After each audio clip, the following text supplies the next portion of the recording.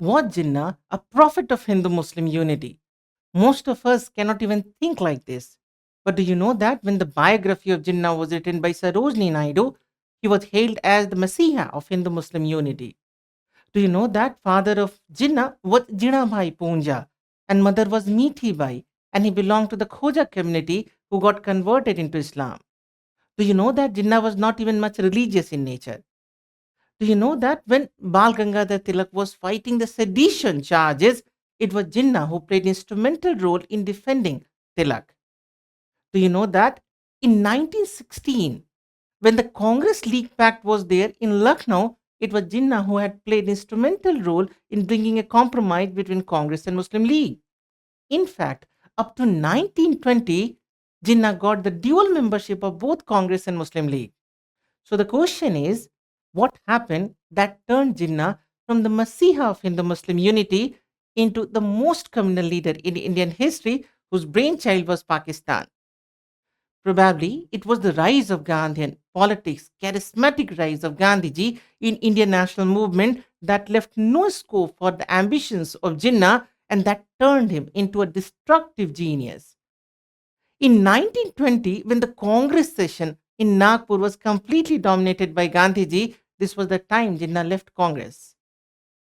After withdrawal of non-cooperation movement, the British had already realized that the Hindu-Muslim unity during the movement had proved to be the biggest challenge for the British, and they started intensifying their politics of divide and rule. This was the time Jinnah tried to capitalize on the situation and he started turning more and more communal. In 1930, Muhammad Iqbal, the famous writer, had already demanded a separate nation for the Muslims.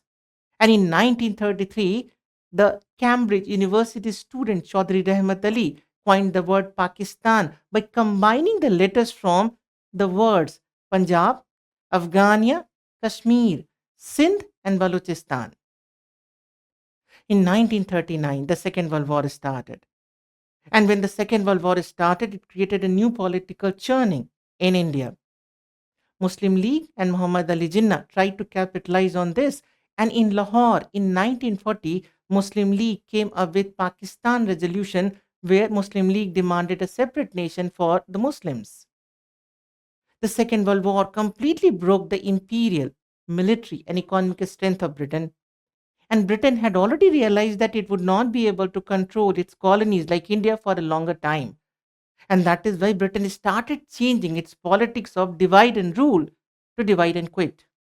And then, on the constitutional talks, the British government almost gave a veto to Muslim League and Muhammad Ali Jinnah. Now, all this eventually led to failure of so many constitutional talks. And eventually, Muhammad Ali Jinnah gave the call for direct action from 16th of August 1946 to create Pakistan. All this led to massive communal violence and eventual partition of India.